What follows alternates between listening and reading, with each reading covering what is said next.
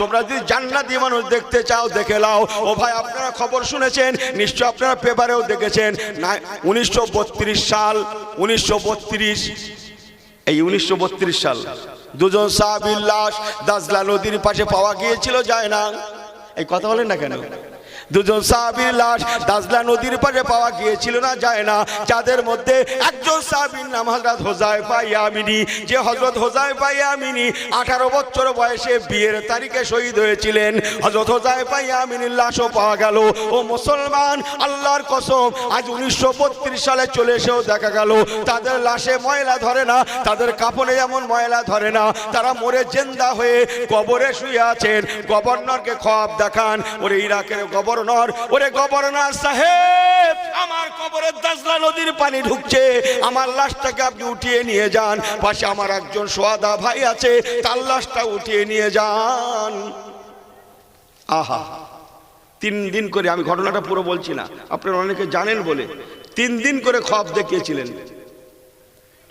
লাশ যখন উঠায় না, বাদশাহ ভুলে গেলেন যে ওই জামানার যিনি উলিল আজম ছিলেন তাকে খবর দেখালেন। তিনি এসে বাদশাকে বললেন সংক্ষেপ কালাম, হজের সময় লাশ তোলা হয়েছিল, লাশ দুখানা লাশ তোলা হয়েছিল, যে লাশ দুটো দেখা গেল কিছুক্ষণ আগে ইন্তেকাল করলে যেমন হয় তেমন, ইন্তেকাল করলে চোখের পাতা দুটো মুড়ে যায়, পাতা দুটো মুড়ে না, বরং পাতা দুটো হালকা খোলা থাকায় চোখের পাওয়ার এত তীব্র, কেউ সেই দিন ওনাদের চোখের দিকে তাকাতে পারেনি। বলুন না জোরে সুবহানাল্লাহ। লাশ দুটোকে নিয়ে সালমান পার্কের পাশে দাফন দেয়া হয়েছিল। এই হচ্ছে সোহাদা, যারা মরে মুর্দা নয়, মরে জিন্দা। বলুন না জোরে আলহামদুলিল্লাহ। সেই মরে জিন্দা মানুষগুলো পর্যন্ত তড়পিয়েছে। আল্লাহ আল্লাহ আল্লাহ, আমার উপায় কি হবে? আল্লাহ নবী দিন দুনিয়ার বাদশা হাবিবুল্লাহ, সকলের সরদার বলে কথা, নবীদের সরদার, সৃষ্টির সরদার। ও মুসলমান, যে নবী পাককে আল্লাহ পাক বেগুনাহ করলেন, মাসুম করলেন, লিয়াগফিরা লাক আল্লাহু মা তাকাদ্দামা মিন জামবিকা ওয়া মা তাআখার। আল্লাহ পাক যার আগের গুনাহ পরের গুনাহ ক্ষমা করে দিয়েছিলেন, তিনিও পর্যন্ত 70 থেকে 100 বার আল্লাহর কাছে তওবা করতেন। তিনিও পর্যন্ত রাতের গভীরে আল্লাহর নামাজ পড়তেন। আমার রাসূলুল্লাহ, আল্লাহর কসম, ও আমার ঈশ্বরীপুর এলাকার ভাইরা, আমাদের জন্য 5 ওয়াক্ত নামাজ ফরজ, আর আমার রাসূলুল্লাহর জন্য 6 ওয়াক্ত নামাজ ফরজ ছিল, তাহাজ্জুদের নামাজ ফরজ ছিল। নবী আমার তাহাজ্জুদ নামাজে দোয়া করেন, আল্লাহ পাক আপনি আমাদের সবাইকে ক্ষমা করে দেন। একবার কি জোরে বলা যাবে না সুবহানাল্লাহ? উম্মতে মুহাম্মাদীদের ক্ষমা করে দেন। সেই নবী তো জাহান, যার আগের গুনাহ পরের গুনাহ আল্লাহ ক্ষমা করে দিয়েছেন, তিনিও পর্যন্ত তওবা ইস্তেগফার করেন, আল্লাহর কোরআন তেলাওয়াত করেন, জিকির আজকার করেন, মুরাকাবা মুশাহিদা করেন, রাতের গভীরে আল্লাহ পাকের কাছে কাঁদেন, দাঁড়িয়ে দাঁড়িয়ে পা ফুলিয়ে ফুলিয়ে আল্লাহর নামাজ আদায় দেন। একটু কি জোরে বলা যাবে না সুবহানাল্লাহ? ইহা তাকে ইন্তেকালের প্রাককালে আর চলার ক্ষমতা নাই, আমার রাসূলুল্লাহ দাঁড়ানোর ক্ষমতা নাই, বসার ক্ষমতা নাই। এমন একটা সময় এসে গিয়েছে কথা বলার ক্ষমতা নাই, মসজিদে নামাজ পড়াবেন ক্ষমতা নাই, ইমামতির ক্ষমতা নাই। ও বিবি আয়েশা, আমি নবী সারা জীবন আল্লাহর ইবাদতটাকে মাহরুম হলাম না, একটা ইবাদতকে আমি ছাড়লাম না। 30 পারা কোরআনের এমন একটা অক্ষর নাই আমি রাসূলুল্লাহ আমল করেনি। প্রতিটা অক্ষরকে আমল করেছি, প্রতিটা আয়াতকে আমল করেছি, প্রতিটা রুকুকে আমল করেছি। ও বিবি আয়েশা, আমার গুনাহ না থাকতে পারে, তথাপিও আমি নবীকে আল্লাহর শুকরগুজার বান্দা হব না। তাই জীবনে কোনোদিন নামাজের জামাতটাও ছাড়ে না। আজকে বুঝি নামাজটা পড়াতে পারলাম না। ও বিবি আয়েশা, আমার কথা বলার ক্ষমতা নাই, আমি দাঁড়াতেও পাচ্ছি না, আমি বসতেও পাচ্ছি না, আমার জবানটা জড়িয়ে যাচ্ছে। বিবি রে, তুমি একটা কাজ করো, আমাদের জামাতা হযরত আলীকে ডাকো, আর হযরত আব্বাসের ছেলেকে ডেকে আমাকে নিয়ে মসজিদ নববী শরীফে একটু সহায়তার জন্য বলে দাও। বাড়ি যেয়ে বলবেন সুবহানাল্লাহ। আরে ওয়াজটা মাঝখান থেকে জুড়িয়েছি আমি, আমার হাতে তো সময় নেই। ঘড়ি কি বলছে বুঝছেন না? ঘড়ি কি বলছে আমি দেখেছি তো। হ্যাঁ, পোষালো না? একটু প্রথম থেকে আল্লাহ নবী দিন দুনিয়ার বাদশাহ বলেছিলেন, আয়েশা তোমার আব্বা আবু বকরকে ডেকে বলে দাও উনি যেন নামাজের ইমামতিটা করেন, আমি পড়াতে পারবো না। এবার হয়েছে তো, এরা সবটা নেবে, কি বলি বলো তো দেখি। আম্মা জান আয়েশা সিদ্দিকা রাদিয়াল্লাহু তাআলা আনহা আব্বা আবু বকরকে যে বলতে লাগলেন, আব্বা জান আপনার জামাতে রাসূলুল্লাহ শরীরটা তো খারাপ, উনি নামাজ পড়াতে পারবেন না, আপনি একটু আজকে নবী পাকের পরিবর্তে মা বাইনা মিম্বারি ও রাউজাতি রাউজাতুম মিন রিয়াজুল জান্নাহ, রিয়াজুল জান্নাত হুজুরের জায়গায় আপনি একটু নামাজের ইমামতিটা করুন। আরেকটু জোরে বলেন। ও আল্লাহ ওয়ালা গনেরা, হযরত আবু বকর সিদ্দিক ঝরঝর ঝরঝর করে কাঁদতে লাগলেন, আল্লাহ আল্লাহ আল্লাহ আল্লাহ, জীবনে কোনোদিন এমনটা হয় না, হায় হায় আজকে আল্লাহ নবী হায়াতে থাকাকালীন আমি আবু বকর নামাজ পড়াবো, এমনটা কি করে হতে পারে। অমাতা কুমুর রাসূল ফাখুযুহু, তবু নবীর আদেশ শিরোধার্য আবু বকর সিদ্দিক বাধ্য হয়ে ইমামতির জন্য নামাজের মুসাল্লায় একটু পিছিয়ে দাঁড়িয়ে গেলেন। আমার রাসূলুল্লাহর জায়গায় আবু বকর সিদ্দিককে দেখতে পেয়ে মদিনার সাহাবায়ে কেরামেরা ঝরঝর ঝরঝর করে কাঁদতে লাগলেন। সবাই বুঝে গেলেন আমার রাসূলুল্লাহর শরীরটা বড্ড খারাপ, অন্যথায় এমনটা হতে পারে না, নিশ্চয় আল্লাহ নবীর শরীরটা বড্ড খারাপ। হায় হায়, জীবনে কোনোদিন আল্লাহ নবীর পিছনে যারা নামাজ পড়ি না, আজকে আমাদের নসিব আল্লাহ নবীর পিছনে কি নামাজ পড়তে পারবো না। এই না মনে করে হাজার হাজার হাজার সাহাবীরা মসজিদে নববী শরীফে তারা কান্না শুরু করে দিলেন। কান্নার আওয়াজটা এক সময় রাসূলুল্লাহর হুজরা শরীফে পৌঁছে গেল। আল্লাহ নবী তখনই বলেছিলেন, বিবি আয়েশা কি ব্যাপার, কিসের আওয়াজ? এই যেন আমার রাসূল আমার সাহাবীদের কান্নার আওয়াজ।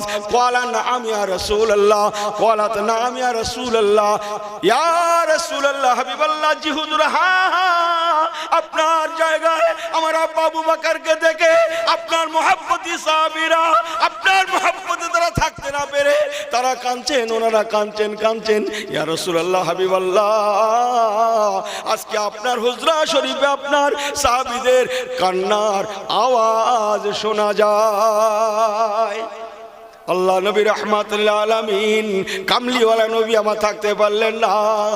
উনি ওই সময় বলেছেন, ও বিবি আয়েশা আমাকেও বড্ড কষ্ট হচ্ছে, তুমি একটা কাজ করো, হযরত আলীকে ডাকো আর আব্বাসের বেটাকে ডাকো, আমি রাসূলুল্লাহ সহ্য করতে পারছি না, আমি নবী মসজিদে যাব, আমি জামাতের নামাজ পড়াতে না পারলেও জামাতের সঙ্গে নামাজটা বসে বসে হলেও আদায় দেব, আমি মসজিদে যাব, আমি আল্লাহর ঘরে যাব, ওনাদের ঘরে ডেকে পাঠাও।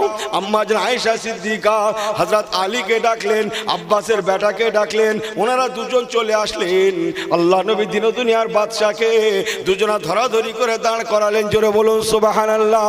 নবী আমার একটা হাত হযরত আলী রাদিয়াল্লাহু আনহুর কাঁধে রাখলেন, আর একটা হাত চাচাতো ভাই আব্বাসের বেটার কাঁধে রাখলেন। আল্লাহর নবী হাঁটতে পারেন না, তারিখে খোলাসার কেতাব চমকায় নবী আমার কদম খিস্টাতে গিয়েছিলেন। মরুভূমির দেশ বলে কথা, বালির নিশানা পড়ে গিয়েছিল, রাসূলুল্লাহর কদমের দাগ পড়ে গিয়েছিল। আল্লাহ নবী কদম খিস্টাতে মদিনার মসজিদে চলেছেন। একসময় মসজিদে পৌঁছে গেলেন, তখনও নামাজ শুরু হয় না। আবু বকর সিদ্দিক কেবল ইমামতির জন্য দাঁড়িয়েছিলেন। আমার নবী পাককে যেতে দেখে হযরত আবু বকর সিদ্দিক রাদিয়াল্লাহু তাআলা আনহু ইমামতির জায়গা থেকে পিছিয়ে আসলেন। ইয়া রাসূলুল্লাহ হাবিবাল্লাহ, আপনি যখন এসেছেন আপনি নামাজটা পড়ান, আমার নবী পাকের কথা বলার ক্ষমতা নাই। এই জন্য নবী আমার ওই দিন ওই সময় হাতের ইশারা করে বলেছিলেন, ইয়া আবু বকরিন, আবু বকর তুমি নামাজ পড়াও। আমি তোমার নবী কথা বলতে পাচ্ছি না, আমি দাঁড়াতে পাচ্ছি না। মুসলমান আল্লাহ নবী সাহাবী আবু বকর ইমামতিতে দাঁড়িয়ে গেলেন। নবী আমার কাতারের কিনারায় বসে বসে আবু বকরের পিছনে ইক্তেদা করলেন। জোরে বলুন সুবহানাল্লাহ। নামাজ শেষ হয়ে গেল, সবাই বলেন, ইয়া রাসূলুল্লাহ, ইয়া হাবিবাল্লাহ, হুজুর একটু দোয়া করে দেন। দোয়া পেয়েছেন? ওই দেখেন ঘুমোচ্ছে, মনে হচ্ছে ঘুমোচ্ছেন। নারে তাকবীর। দোয়া পেয়েছেন? আর দোয়া ও মুকুলে বাদা ওয়াকালা রাব্বুকুম উদুনি আস্তাজিব লাকুম। কোরআন পাকে চমকাচ্ছে। আল্লাহ পাক বলেছেন, বান্দারে তোরা আমার কাছে দোয়া কর, তোদের দোয়া আমার কাছে বড় প্রিয়। আল্লাহ নবী দিন দুনিয়ার বাদশাহ দোয়া করতে লাগলেন, দোয়া করতে লাগলেন, দোয়া করতে লাগলেন। একটু জোরে বলুন সুবহানাল্লাহ। সমস্ত সাহাবীরা আল্লাহুম্মা আমিন, আল্লাহুম্মা আমিন, আল্লাহুম্মা আমিন করছেন। একসময় মোনাজাত শেষ হয়ে গেল। আল্লাহ নবী আবার দুজনের কাঁধে হাত রেখে কদম ঘিসটাতে ঘিসটাতে বাড়িতে চলে আসলেন। ও বিবি আয়েশা রে, আমি নবী চলে যাব, দুনিয়া থেকে বিদায় নেব। আয়েশা, আয়েশা, ও বীর রফিকিল আলা, ও বীর রফিকিল আলা, আমি নবী উত্তম বন্ধুর সঙ্গে মিলিত হব, আমি আল্লাহর দরবারে যাব। আল্লাহ নবী শেষ সময় বলতে লাগলেন, আল্লাহ আমি দুনিয়া থেকে পর্দা নেব, আমার উম্মাদের উপায় কি হবে? আল্লাহ পাক বলেছেন, হাবিব রে, আপনার উম্মাদের দায়িত্ব আমি আল্লাহ নিজে গ্রহণ করলাম। হাবিব আপনি চিন্তা করবেন না, আমি আল্লাহ হলাম আলহামদুলিল্লাহ রাব্বিল আলামিন, সম্মুখে থাকবো, পিছনে আপনি রাহমাতুল লিল আলামিন থাকবেন, আর মাঝখানে আপনার উম্মতেরা থাকবে, উম্মতেরা থাকবে, আপনার উম্মতেরা থাকবে, আপনার উম্মতেরা হারাবে না। রাসূলুল্লাহ বলেছেন, কাল ময়দানে মাহশারে আল্লাহর রহমতের জান্নাতে আল্লাহর কুরসি থাকবে, তার পাশে আমি রাসূলুল্লাহ আমারও কুরসি থাকবে, কোটি কোটি জান্নাতীরা জান্নাতে থাকবে। আল্লাহ পাক আমার নবী পাককে বলুন, হাবিব আপনি বসুন, আপনার জন্য কুরসি ইন্তজার করছি। আমার রাসূলুল্লাহ বলবেন, আয় রব্বুল আলামিন আল্লাহ, আমি যদি বসে যাই আমার উম্মতদের জন্য কে দৌড়াবে, কে দৌড়াবে? এই না বলে নবী পাক বসবেন না, আল্লাহর ময়দানে মাহশারের দিকে ছুটবেন, পিছনে পিছনে হাসান হোসেন ছুটবেন, তিনজনে একসঙ্গে ছুটবেন, ছুটে ছুটে আল্লাহ জাহান্নামের দিকে যাবেন। আল্লাহ জাহান্নামের দারওয়ান হযরতে মালিক ছুটে ছুটে আসবেন, ইয়া রাসূলুল্লাহ, হাবিবাল্লাহ, হুজুর আপনি যাবেন না, এই রাস্তা অভিশপ্তদের রাস্তা, এই রাস্তা আপনার জন্য নয়। আল্লাহ নবী বলবেন, ও মালিক রে, ছেড়ে দাও, ছেড়ে দাও, বাধা দিও না, আটকিও না, আমাকে একবার শেষবারের মতো দেখতে দাও, আল্লাহ জাহান্নামের দোরগোড়ায় যেতে দাও, আমাকে একবার দেখতে দাও, আমার উম্মতেরা কারা জাহান্নামায় আছে। সুবহানাল্লাহ বলেন, একটু জোরে বলেন, আমাকে একবার দেখতে দাও। হযরত রিদওয়ান জান্নাতের ফেরেশতা যাবেন, ইয়া রাসূলুল্লাহ আপনি আসুন, আপনার জান্নাতের দরওয়াজা উন্মুক্ত হয়েছে। আল্লাহ পাক নবী বলবেন, ও ভাই রিদওয়ান চলে যান, ও মালিক বাধা দেবেন না, আমাকে একবার দেখতে দেন। আল্লাহ পাক কোরআন পাকে বলেছেন, ওয়ালা সাওফা ইউতিকা রাব্বুকা ফাতারদা, নবী গো আপনি যতক্ষণ না রাজি হবেন, খুশি হবেন, আমি আল্লাহ খুশি করেই যাব। আল্লাহর কসম, আল্লাহ নবী বলেছেন, বাবারা দুনিয়ায় যারা আমাকে ভালোবাসবে, আমি রাসূলুল্লাহ যাদের ভালোবাসবো, আমার সুন্নত মোতাবেক চলবে, তাদের ঘরে আমি নবী সঙ্গে করে নিয়ে আল্লাহর জান্নাতে না পৌঁছানো পর্যন্ত আমি নবী খুশি হব না। এই না বলার পরে আবু বকর সিদ্দিক ঘোড় পিঠে লাফ দিয়ে উঠে বসলেন, জিহাদে রওনা হয়ে গেলেন। এই না দেখে হাজার হাজার সাহাবীরা আবু বকর সিদ্দিকের পিছু নিয়েছিল। আল্লাহর কসম, তারা জীবন দিয়েছিল, ইসলামের হুকুমকে তারা এতটুকু খণ্ডন করতে দেয় না। নামাজ পড়বে, রোজা থাকবে না, ইয়ার কি পায় হয়? রোজা আছে, হারাম হালাল জ্ঞান থাকবে না, ইয়ার কি পায় হয়? হারাম হালাল জ্ঞান আছে, পাক না পাক জ্ঞান থাকবে না, পাক না পাক জ্ঞান আছে, বড় ছোট জ্ঞান থাকবে না। আপনি কিতাব খোলেন যে আমি বড় নামাজি, আমি বড় রোজাদার, আমি বড় পরেজগার, আমি বড় আল্লাহওয়ালা, আমি বড় হাফেজ, আমি বড় মাওলানা, আমি বড় মুফতি, আমি বড় বক্তা, আমি বড় পীর, আমি বড় ওয়াইজিন, অথচ আমার মধ্যে বড় শ্রদ্ধা যদি না থাকে, ছোটর ভালোবাসা না থাকে, রাসূলুল্লাহ বলেছেন ফালাইসা মিন্না, ও আমারই নয়। কথা বুঝছেন না? আমাকে ভুল বোঝেন না, বলো, আপনারা জ্ঞানী মানুষ, আল্লাহর দিকে তাকিয়ে দুটো কথা বলে গেলাম। ইমানদারের শর্ত আছে, আবু বকর সিদ্দিক যার পন্নায় জিহাদ করে, ইসলামের জন্য জিহাদ করে 2 বছর 3 মাস কয়েকদিন পরে চতুর্দিকে ইসলাম বলবলা হয়ে গেল। মাশাআল্লাহ, উনি দুনিয়া থেকে চলে গেলেন। ইন্না লিল্লাহি ওয়া ইন্না ইলাইহি রাজিউন। মাশাআল্লাহ, ওনার জামানায় ইসলাম বলবলা হলো, অনেক যথেষ্ট হলো।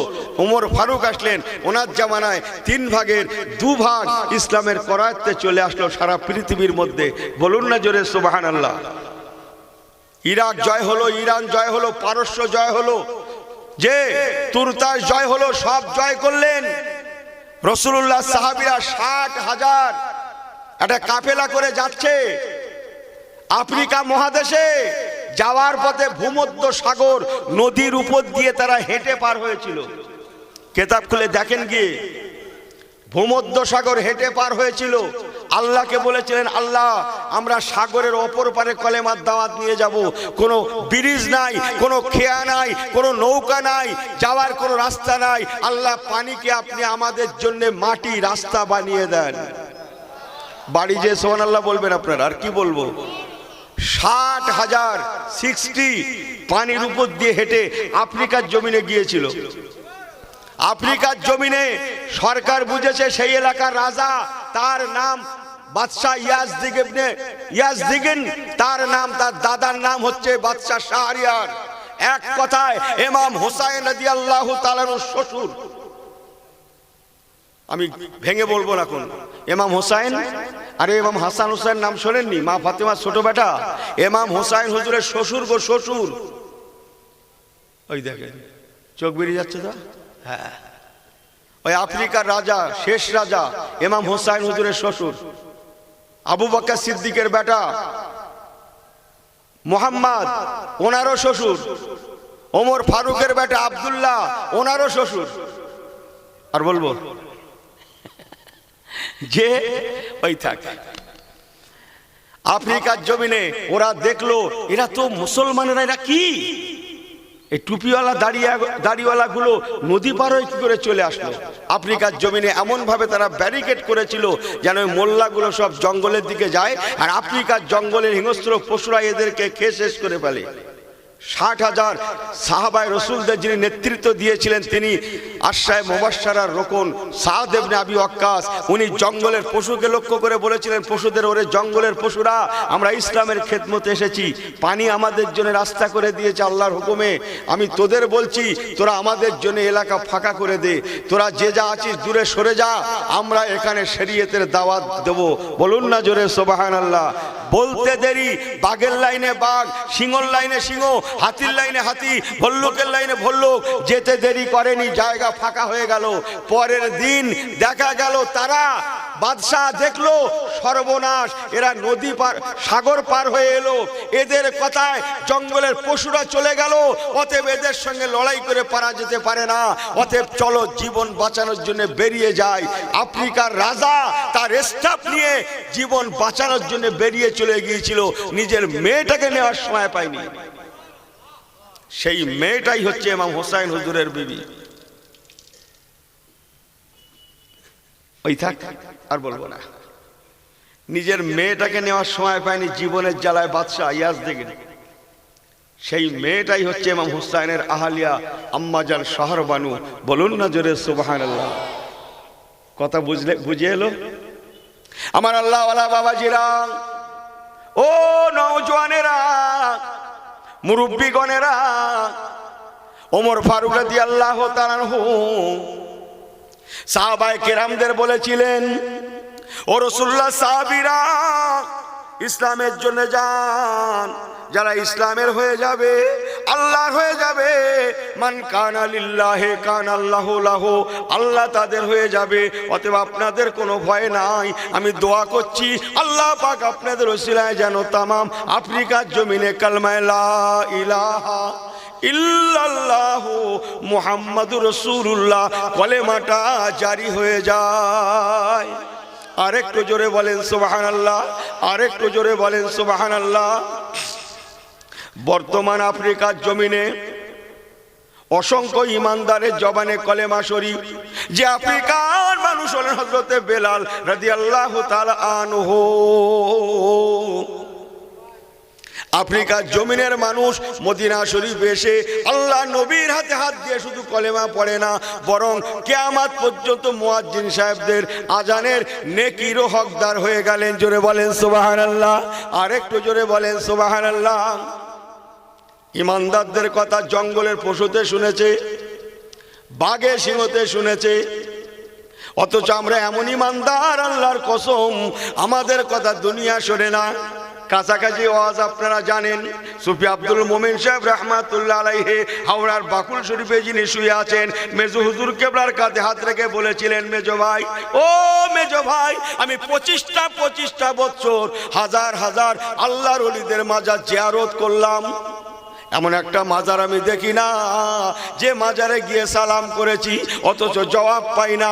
আমি আফ্রিকার জঙ্গলে গেলাম, আমি আসামের জঙ্গলে গেলাম, বাংলা ভারতের বহু জঙ্গলে গেলাম, আমি ভারতের বাইরেও বহু জঙ্গলে গেলাম, আমি মহাদেশের বাইরেও বহু জঙ্গলে গেলাম। আল্লাহর কসম মেজো ভাই, যেখানে জঙ্গলের পশুরা তারা আমাদেরকে খেয়ে ফেলে, আল্লাহর কসম দাদা হুজুর কেবলার নেক দোয়া, জঙ্গলের পশুরা আমাকে ওয়েলকাম, স্বাগতম জানিয়েছে। আরেকটু জোরে বলেন সুবহানাল্লাহ, আরেকটু জোরে বলেন সুবহানাল্লাহ। ও মেজো ভাই, সত্যি আমি চোখে দেখে নিলাম, বান্দা যখন আল্লাহর হয়ে যায়, আল্লাহ তখন বান্দার হয়ে যায়, তামাম দুনিয়া তাদের তাবে হয়ে যায়, দুনিয়ার কোনো ক্ষমতা তাদের ক্ষতি করতে পারে না। আরেকটু জোরে বলবেন না, আরেকটু চিল্লে বলেন। এর জন্য প্রয়োজন তওবা করা, ফিরে আসা, আল্লাহ মুখী হয়ে যাওয়া, নবী মুখী হয়ে যাওয়া। মুসলমান ফিরে আসুন, তওবা করুন, আল্লাহ পাকের কাছে কাঁদুন। কেন তওবা করতে পারবো না? কিসে আমাকে বাধা দিয়েছে? কিসে বাধা দিয়েছে? অহংকারে। হ্যাঁ, অহংকারের জন্য ইবলিস হয়েছে। কিসে বাধা দিয়েছে? আমার এলেমে, এলেমের অহংকারে ইবলিস বেনেছে। কথা বুঝলেন না আপনারা? আদমকে সেজদা করার কথা বলা হয়েছিল না হয়নি? আদমকে কেবলা করে আল্লাহকে সেজদার কথা হয়েছিল না হয়নি? ইবলিস সেখানে এলেম প্রয়োগ করেছিল না করেনি? ও বলেছিল আনা খায়রুম মিনহু, আমি আদমের থেকে শ্রেষ্ঠ, খলাকতানি মিন নারেও, আমি আগুনের শিখা থেকে, ও খলাকতাহু মিন তিন, তাকে মাটি থেকে, অতএব হতে পারে না। আমার আল্লাহ তাই বলছেন, তোরা অমন হোস না, তোরা আমার প্রিয় বান্দা, ফিরে আয়, আমি তোদের ক্ষমা করে দেবো। তোরা জানিস না ময়দানে মাহশারে যখন মানুষেরা কাতারে কাতারে আল্লাহ নবীর সঙ্গে সঙ্গী হয়ে আল্লাহ জান্নাতে যাবে মুসলমান, ওই সময় ইবলিস আফসোস করে বলবে, আল্লাহ কত মানুষকে না আপনি ক্ষমা করে দিচ্ছেন, আপনি যদি আমাকে ক্ষমা করতেন। আল্লাহ পাক ইবলিসকে বলবেন, ওরে ইবলিস, তুই যে আদমের জন্য শয়তান হয়েছিস, সে আদম তো আর বেঁচে নাই, তার কবরটা আছে, যদি যা একবার আদমের কবরের কাছে গিয়ে যদি সেজদা করতে পারিস, আমি আল্লাহ তোকে ক্ষমা করে দেব, মাফ করে দেব। মুসলমান মনে রাখুন, ইবলিস ওই সময় বলবে, আল্লাহ যে বেঁচে থাকা অবস্থায় যাকে সেজদা করলাম না, আজকে তার কবরে সেজদা করব, এটা মেনে নেওয়া যায় না। আল্লাহ বলবেন, আমার জানা ছিল। ওরে ইবলিস শুনেলে, আমি আল্লাহ পাক যে বান্দা বানিয়েছি, বান্দা বানিয়েছি, এদের সকলের তকদির আসমান জমির সৃষ্টি করার 50,000 বছর আগে, বেখামসিন আলফা সানাতিন, 50,000 বছর আগে আমি আল্লাহ সৃষ্টি করেছি। কে জান্নাতে যাবে, কে জাহান্নামে যাবে, আমি আল্লাহ জানি। অতএব যতই চেষ্টা করিস, তুই জান্নাতে যেতে পারবি না। সুবহানাল্লাহ বলবেন না? আরেকটু জোরে বলবেন না? আর একটু জান করে বলুন না সুবহানাল্লাহ। নারেই দেখবে, নারেই দেখবে। সর্বকথা রেখে সংক্ষেপে বলে গেলাম, আমার নবী পাকের আখলাক আদর্শ সামনে রেখে চলুন। আল্লাহর কসম, কারুর দিকে ফিরবেন না, কারুর দিকে ফিরবেন না। দেগঙ্গা হুজুরের দিকে ফিরলে ভুল হয়ে যেতে পারে, আকসার হুজুরের দিকে ফিরবেন, ভুল হতে পারে। বর্তমানের দিকে ফিরবেন, ভুল হয়ে যেতে পারে। পূর্বেকার দিকে ফিরবেন, ভুলের কোনো রাস্তা নাই। দুটো একটা ধরিয়ে দেব, এই দুটো একটা ধরিয়ে দেব, ধরিয়ে দেব। হ্যাঁ, ভুল আমাকে বোঝেন না কিন্তু। এই আমার নবী আমাদের জন্য ইমান না ইমান নয়, এই কথা বলে না কেন আপনারা? আমার নবী আমাদের জন্য ইমান না ইমান নয়, ইমান তো। আমার নবী নূরের না মাটির? কে ইখতিলাফ হয়েছে না হয়নি? হ্যাঁ, হয়েছে না হয়নি? এখানে ওয়াজ করতে এসছেন, কিয়াম পড়া হবে তো। ইখতিলাফ হয়েছে, কথাটা নিয়ে না হয়নি। দরুদ শরীফ পড়তে বলছি, তাও কেউ দরুদ ইব্রাহিম পড়ছেন, কেউ সাধারণ দরুদ পড়ছেন। ইখতিলাফ হয়েছে না হয়নি? ওসিলা দিয়ে দোয়া করছেন, করা যাবে না, ইখতিলাফ হয়েছে না হয়নি? কলেমাখানি করা যাবে না, ইখতিলাফ হয়েছে না হয়নি? কথা কিছু বুঝছেন আপনারা? আমাকে ভুল বোঝেন না বলো, যে বেশি বুঝলে স্লিপ হয়ে যাবে। আবু বকর সিদ্দিক এমনি হয়নি, নির্দ্বিধায় নির্বিঘ্নে রসুলকে মেনে নিয়েছিলেন, তাই হযরত আবু বকর সিদ্দিক হয়েছিলেন। বলুন না জোরে সুবহানাল্লাহ। অত বুঝতে যায়নি। ওমর ফারুক হয়েছিলেন, নির্দ্বিধায় ইসলামকে মেনে নিয়েছিলেন, অত বুঝতে যায়নি, তাই হযরত ওমর ফারুক হয়েছিলেন। আমার কথা বুঝছেন না? আপনি কি করছেন? আমি কি করছি? কেন পড়বো? কি জন্য পড়বো? দলিল কি? অমুক কি তমুক কি? তবে মানছেন না? আল্লাহর কসম, আবু বকর বিনা দলিলে নবীকে নবী বলেছে, আল্লাহকে আল্লাহ বলে স্বীকার করেছে। দলিল দেখেনি। ওমর দলিল দেখেনি, ওসমান আলী দলিল দেখেনি, পিরানে তরিকাতের বুজুর্গানে দিনেরা দলিল দেখেনি। আল্লাহ বলেছেন, রসুল বলেছেন, শেষ কথা, এখানে কোনো কথা চলবে না। বলুন না জোরে সুবহানাল্লাহ। আরেকটু জোরে বলতে পারলেন না সুবহানাল্লাহ? যে বাবু ইব্রাহিম খলিলুল্লাহ আলাইহিস সালাতু ওয়াস সালাম আমাদের পিতা হচ্ছেন, আমি জানি। দরুদে ইব্রাহিম আমিও জানি। নামাজের মধ্যে পড়া হয়, একটুখানি মাঝখানে 2 মিনিট অন্য কথা বলে যাই, আমাকে ভুল বোঝেন না। দরুদে ইব্রাহিম নামাজের মধ্যে পড়া হয় তো, উত্তম দরুদ তো। নামাজ সবথেকে উত্তম ইবাদত, আফজালুল ইবাদতুস সালাত, উত্তম ইবাদত নামাজ। নামাজের মধ্যে যে দরুদটা আছে নিশ্চয়ই সে নাম্বার 1। এই কথা হ্যাঁ না বলছেন না কেন? সঠিক তো? সাধারণ মানুষ বুঝে গেলুম। এখন দেগঙ্গা হুজুর, ফুরফুরা হুজুর, আরেক মাওলানা, আরেক মুফতি, আরেক ওস্তাদ বললেন, সে কথাগুলো শুনলেন না। নামাজের মধ্যে যে দরুদটা আছে সেটাই পড়বো। কোরআন খোলেন, আল্লাহ পাক শুধু দরুদ পড়তে বলেনি, দরুদের সাথে সাথে সালামও বলেছেন। সল্লু আলাইহি ওয়া সাল্লিমু, বলেন তাসলিমা। দরুদ এবং সালাম দুটো খুলুন। দরুদ ইব্রাহিম, আল্লাহর কসম মানে করুন, ওর মধ্যে শুধু দরুদ আছে, সালাম নাই। কথা কিছু বোঝাতে পারছি? দরুদ ইব্রাহিম নাম্বার 1 নামাজের জন্য ঠিক আছে, নামাজের বাইরে পড়ার জন্য ঠিক নয়। দরুদ ইব্রাহিমে দরুদ আছে, সালাম নাই।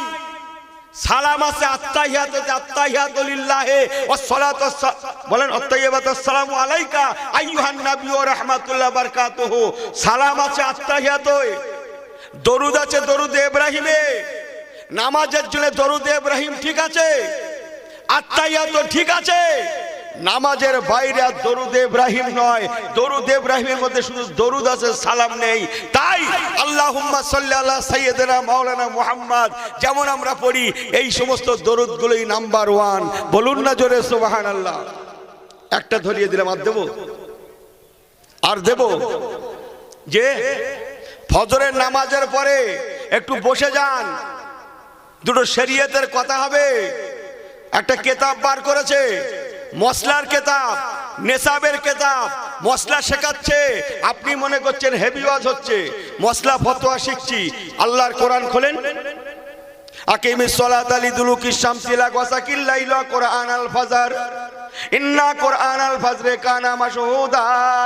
আল্লাহ বললেন, বান্দারে ফজরের নামাজের পরে আমার কোরআনটা পড়ে তোরা তেলাওয়াত করবি। আমার কোরআনটা এমন একটা নেয়ামত, ফজরের পরে তেলাওয়াত যদি করতে পারিস, কানা মাশহুদা, কাল আখিরাতেই ফজরের তেলাওয়াত তোদের জন্য গওয়া সাক্ষ্য হবে। যারা ফজরের তেলাওয়াত করবে, ফজরের তেলাওয়াতের বরকতে তারা জাহান্নামে যাবে না। তাহলে ফজরের পরে তেলাওয়াত, আল্লাহর কোরআন। আল্লাহর কসম, ওই জায়গায় যত বড় কিতাব আপনি রাখেন না কেন, সেটা কিন্তু কোরআন নয়, কোরআন নয়, কোরআন নয়। কোরআনের জায়গায় অন্য কোনো কিতাব স্থান পেতে পারে না। ও মুসলমান, এই জন্য ইলমে মারিফাতের প্রয়োজন। কথা কি বোঝাতে পারছি? যে কোরআনের জায়গায় অন্য কোনো কিতাব চলবে? এই কথা বলেন না কেন আপনারা? আল্লাহর কোরআন এমন একটা নিয়ামতের, এ দুনিয়ায় যেমন শান্তি দেয়, আখিরাতেও তেমন নাজাত দেয়। বলুন না জোরে সুবহানাল্লাহ। আরেকটু জোরে বলা যাবে না সুবহানাল্লাহ? আরেকটু জোরে বলা যাবে না সুবহানাল্লাহ? যে আমার পেয়ারা ভাইরা, বর্তমান ইমান বাঁচানোর টাপ, আমল করা সহজ। খবরদার করে বলে গেলাম, ইমান যদি চলে যায়, আমার এ নামাজ, আমার এ ওয়াজ, আমার এ নসিহাত কোনো কাজে হবে না। আল্লাহর কসম, নবীরা এসেছিলেন ইমানের দাওয়াত নিয়ে, সাহাবীরা ছিলেন ইমানের দাওয়াত নিয়ে, তরিকায় মুর্শিদ কেবলারা এসেছিলেন ইমানের দাওয়াত নিয়ে, খাজা আজমির রহমাতুল্লাহ এসেছিলেন ইমানের দাওয়াত নিয়ে, দাদা হুজুর ইমানের দাওয়াত, পাঁচ হুজুর ইমানের দাওয়াত, বর্ষার হুজুর ইমানের দাওয়াত, বাইশাউলিয়া কামেলের ইমানের দাওয়াত। আগে ইমান, আগে ইমান, আগে ইমান। তবে আমলের কথা বলা হয়েছে, আগে আমল নয়, আগে ইমান। জিহাদের ময়দানে বীর বিক্রমে জিহাদ হচ্ছে। একজন গায়ের কম কাফের কুফারে কুরাইশ, তিনি এক টুকরি খোরমা নিয়ে হাতে করে নিয়ে একটা একটা করে খাচ্ছেন, একটা একটা করে, শুনছেন, খাচ্ছেন। মুসলমানদের অবস্থা দেখছেন, তাড়িয়ে তাড়িয়ে মুসলমানদের জিহাদের অবস্থা দেখে দেখে থাকতে না পেরে আবু বকর সিদ্দিককে বলছেন, ভাই আবু বকর, ও হযরত আবু বকর সিদ্দিক, ভাই আবু বকর একবার কি বলবেন, ইসলামের মহব্বতে রাসূলুল্লাহ সাহাবীরা এও কাতেলুনা ফি সাবিলিল্লাহ ফায়াকতুলুনা ওয়া ইয়াকতালুন, ইসলামের জন্য কাতারে কাতারে শহীদ হচ্ছে। ও ভাই আবু বকর, একবার কি বলবেন এর মহত্বটা কি, শহীদ হলে কি পাওয়া যায়? হযরত আবু বকর সিদ্দিক বলেছিলেন, ও ভাই কুফারে কুরাইশ, ইসলাম এমন একটা ধর্ম, আল্লাহ পাক নবী পাক কেমন একটা নিয়ামত করে পাঠিয়েছেন। যদি কলেমা পড়ে মুসলমান হয়ে ইসলামের জন্য জিহাদের ময়দানে শহীদ হওয়া যায়, আল্লাহ পাক তাকে শুধু মাফ করবেন না, আল্লাহ পাক তাকে শুধু জান্নাত দেবেন না, বরং শোহাদাদেরকে আল্লাহ পাক পাখির চোখ বানাবেন। আরেকটু জোরে বলেন সুবহানাল্লাহ। পাখি যেমন উড়ে উড়ে উড়ে উড়ে যেখানে ইচ্ছা সেখানে যেতে পারে, আল্লাহ শোহাদা বান্দা বান্দিরা আল্লাহর প্রতিটা জান্নাতের প্রতিটা রুমে যেখানে ইচ্ছা সেখানে যেতে পারবে।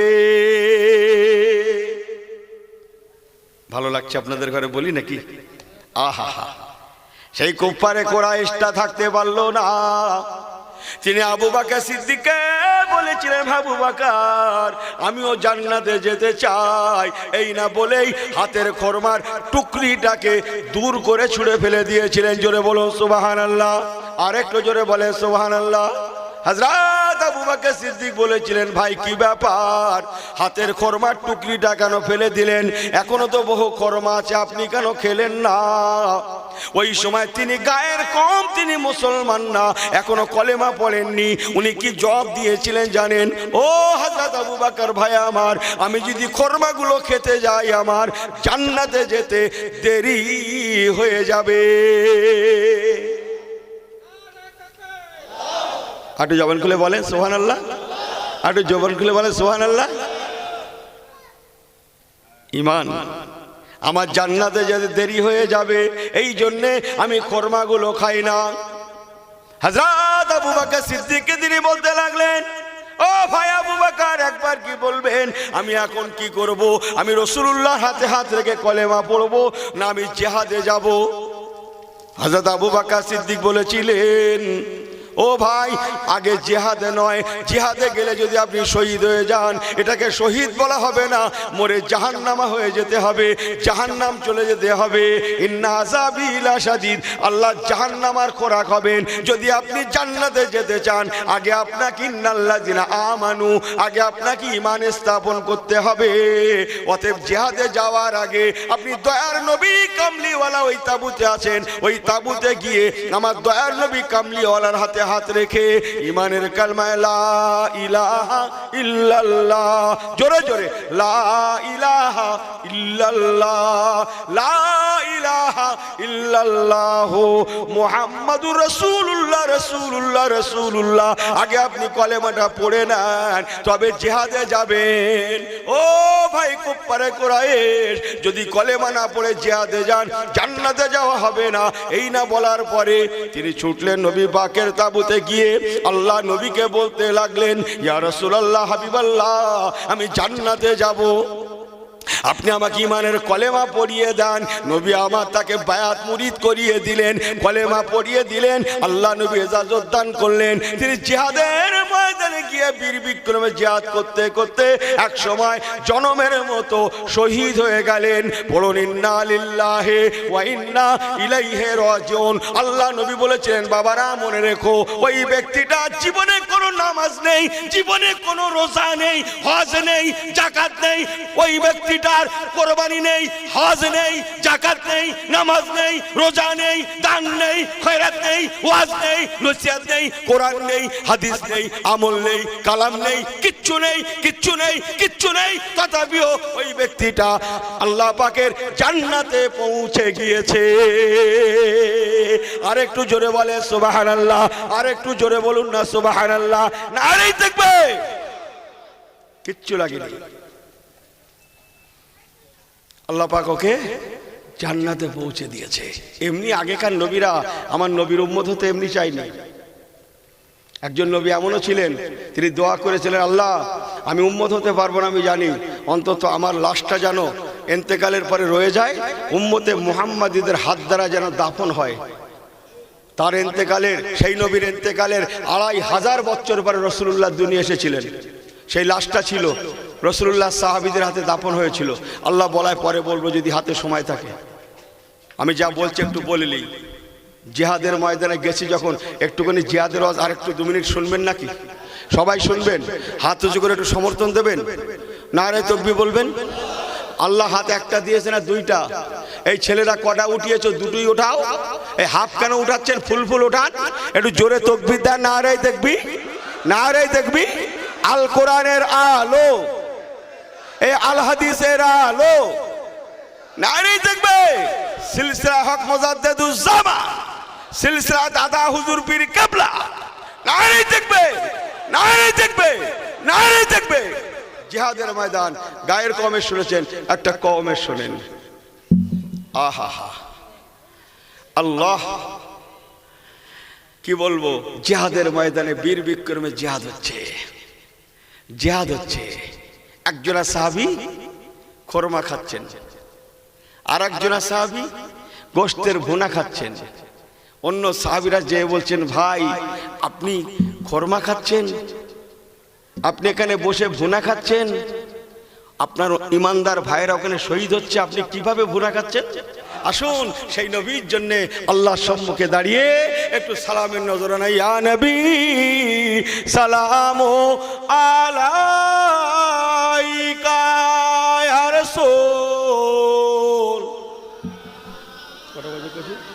হ্যাঁ 10টা বাজে গেছে।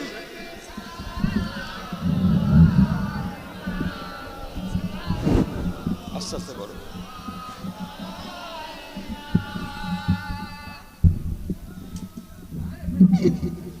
বাবা চলে গেল।